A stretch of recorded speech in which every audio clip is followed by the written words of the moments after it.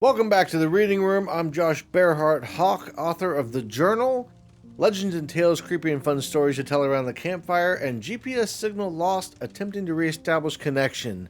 And in this series, we've been reading through The Journal.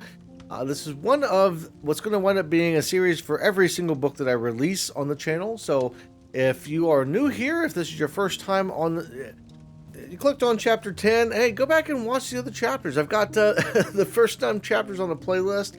I'm also going to be covering the Legends and Tales. We're going to be reading through those similar series, and then later on in the summer it's going to be GPS Signal Lost. It comes out April 26th, so I want to wait a little bit at least. But if you want to read any of the books before I do videos on them, or if you want to read along as we do videos, you can pick those up over on Amazon, or you can go over to my website where you can get a signed copy, signed paperback, or in the case of the journal, I've got a special edition hardcover that you can get either way signed through the website. Otherwise, you can get it as a paperback or an ebook on Amazon. You can get it as an ebook on plenty of other sites like Barnes & Noble and Apple Books and that kind of stuff. So pretty much anywhere that you would read an ebook, you can pick up the journal, GPS Signal Lost, Legends and Tales. I'm still working on getting that as an ebook, but we'll talk more about that when I actually start doing the Legends and Tales series. So last time we read chapter 9, and that was a chapter with we had Heath going out to the farm, the mysterious farm, to try to figure out what was going on, and he found some girls in cages in the barn. So we want to find out more about what's going on with that barn, but that we are not going to find out necessarily all of that in well, we will find out some of that, I guess, in chapter 10. Yeah. One second, let me get to chapter 10 here. Yeah, so we got chapter 10 titled The Secret Room, and this is another Josh chapter. We're going back to Josh, who had in chapter 8 had just arrived at the farm, and he'd found this mysterious barn in the back. Last chapter, Heath kind of got into the barn a little bit, and so Josh is going to do his exploration of the barn here in chapter 10. So let's go ahead and pick that up, and we'll get going from here. Chapter 10 is called The Secret Room. Opening the trunk of his car, Josh began digging through the bag of gear he kept for unexpected situations. He had been in one too many cemeteries after dark in the middle of nowhere to be unprepared. He ruffled past a warming blanket, an emergency tire pump, and a set of flares, none of which were what he was looking for. Finally, his hand hit what he wanted, his camping flashlight. Pulling the light out from the bag, he closed the trunk and began hobbling back around the house toward the barn. His leg was throbbing, but curiosity had the better of him, and he needed to find out what was in that rundown building. Drawing closer, he noticed something odd hanging on a hook on the right side of the big door. It looked like a key, but he couldn't be sure until he had nearly reached it. Sure enough, it was a rather large, old, rusty key hanging there, as if it had been placed for him to find. Reaching up, he grabbed it and brought it down for a closer inspection. It reminded him of a skeleton key that he had once used to save someone he loved. When he was 13 years old, he lived with his mother and sister in a house that had been built in the 1920s. Many of the old doors had the original locks, and the landlord had given his mother a skeleton key that would open any door in the house if they somehow became locked. This key would prove to be a lifesaver when his sister managed to lock herself in the basement one night when he was supposed to be babysitting her. They were playing hide and seek, but he wasn't really in the mood to look for her more than a few minutes. When she wasn't in her normal hiding places, he decided to go watch some cartoons and wait for her to come out. When she hadn't reappeared after a full episode of Looney Tunes, he started to get worried. Just as he was about to go looking for her, he heard a crash from the basement and went running to the door to find it locked. He could hear her on the other side screaming for help and calling his name. He retrieved the key from the hook his mother kept it on in the kitchen and unlocked the door, rushing down the rickety old stairs and finding his sister under a pile of boxes. Pulling her out from under the pile, he noticed blood gushing from her leg and hurried to call 911. The paramedics told their mother that his actions had saved his sister and that she would have died if he had been delayed by even a couple of minutes. That event would bring them closer as a family, and the key would become his most treasured possession, becoming obsolete when the doors of the house were replaced the next year. Now, as he stared at what appeared to be the same key, a tear rolled down his cheek. The original key had been buried with his sister after an accident had taken her years prior, but the similarity between the keys was uncanny. If he didn't know any better, he would have assumed this was his skeleton key. Tucking the key into his pocket and wiping the tears away, he scolded himself for not staying focused. There was still a barn to explore, and he needed to be on his toes in case someone or something was on the inside. Collecting himself, he hobbled over and pulled on the old barn door. The old hinges creaked as the light began to fill the otherwise dark interior. After pulling a nearby rock over to prop the door open, he made his way inside, taking his time and letting his eyes adjust. Turning on his flashlight, he moved over to one of the stalls and peeked inside. To his horror, there was a cage sitting in the stall. Thankfully, it was empty, but it was still a very sad reminder of what had taken place in the building he was now standing in. Rust stained the old bars, though he suspected the brown coloring was more than just rust. Searching a few more stalls, he discovered several other cages as well as hooks and tools that he was sure had been used in terrible ways. Deeper inside the barn, he noticed an old wagon that almost seemed out of place. It was sitting up on blocks as if whoever put it there had only meant to change a tire and get it back in operation, though there were no tires anywhere around. Shining his light in the back of the wagon, he found what appeared to be bloodstains on the wood from what he only assumed had been one of the victims of Alex Young. Looking underneath the wagon, he spotted what appeared to be a metal ring reflecting the beam of his flashlight and barely visible under the straw that littered the floor of the barn. Reaching down and pulling the ring revealed it was attached to the floor, but several boards all shifting at once implied this may be a hatch. Pulling a little harder, it was clear the wagon needed to be moved before the door could be opened. Moving the wagon would prove to be rather difficult, with his leg being torn up, but he was able to slide it over enough to gain access. Taking a minute to rest up, he weighed the possibility of what may be below the door. Knowing what had been discovered almost 60 years prior, he briefly considered leaving and letting authorities know what he had discovered. Maybe there had been more hostages than were found. Again, his curiosity prevailed, and he made his way over to the door. Pulling on the ring once more, he found it was much easier to lift when it wasn't being held down. Shining his flashlight into the dark hole, a set of stairs appeared to lead down into a void. He wasn't looking forward to going down, but coming back up was going to be even worse. Was the pain in his leg worth finding out what was at the bottom?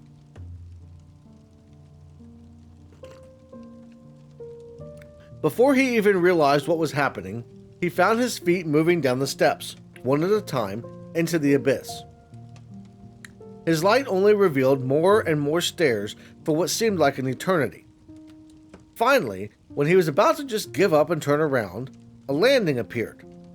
Reaching the bottom of the stairs, he found the concrete floor of a long hallway.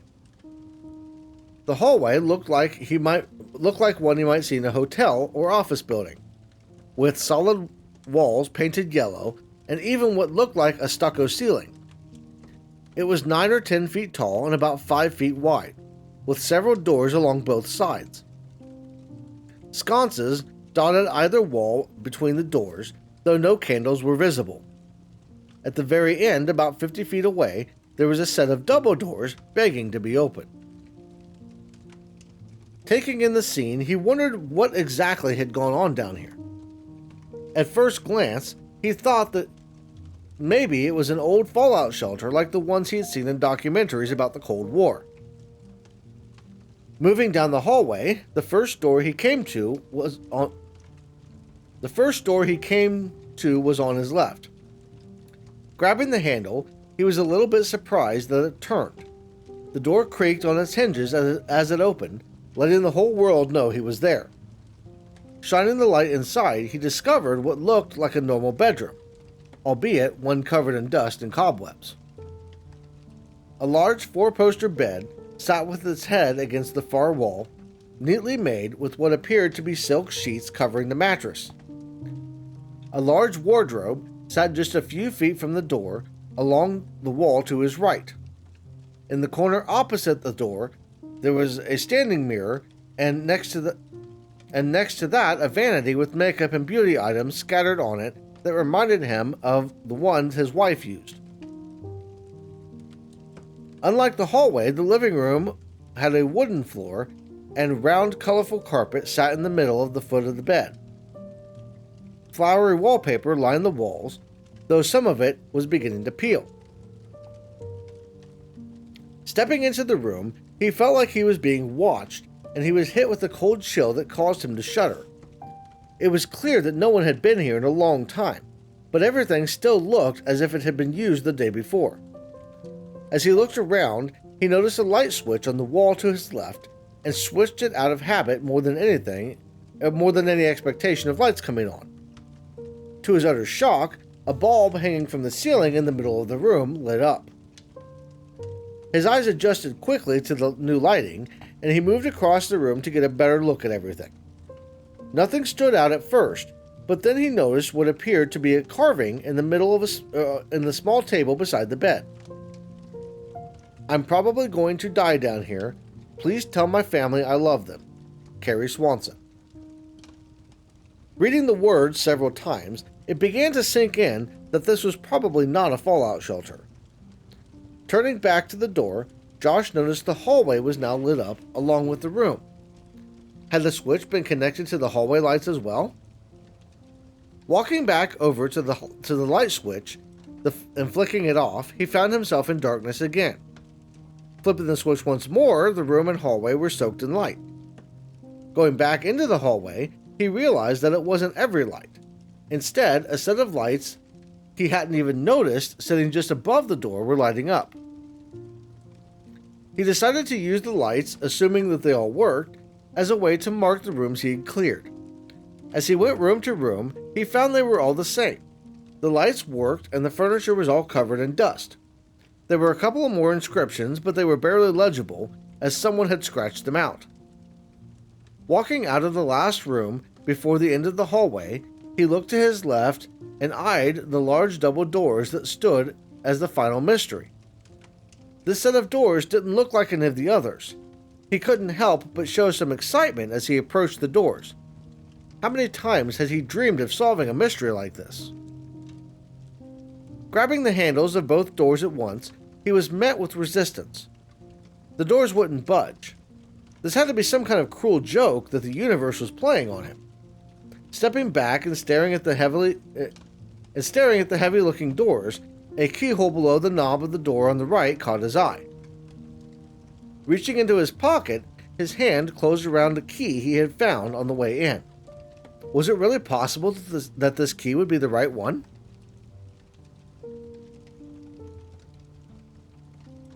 Pulling the key out, he slowly moved it toward the door. He was slightly surprised to see that it fit perfectly in the hole, but he was even more surprised when it turned and the sound of the locking mechanism unlocking echoed through the hall. Pulling the key back out, he smiled as he dropped it back in his pocket and once again grabbed the door handles. As the handles turned, he pulled the doors toward him, and they opened to reveal a large, dark room. The light from the hallway partially illuminated the first few feet, but the darkness was too much for it to overcome.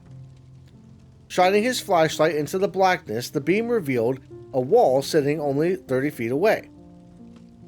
Walking into the room and shining the light around, Josh could see that the room itself was circular, and there appeared to be some kind of shelving carved into the stone that made up the walls.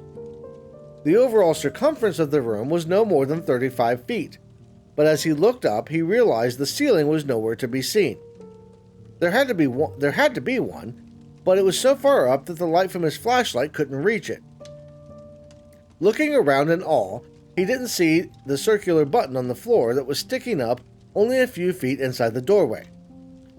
As his foot came down on it, a clicking sound made his stomach turn in knots. Thinking he was about to be killed by some kind of booby trap, he bolted for the door and dove back into the hallway, covering his head with his hands as he landed and bracing for what would come next. From inside the chamber, the sound of flame whooshing caught his attention, and the sound of stone sliding across stone had him imagining some kind of door closing. After only a few moments, the sounds all stopped. Realizing he hadn't been affected, he slowly raised his head up and peered back toward the room.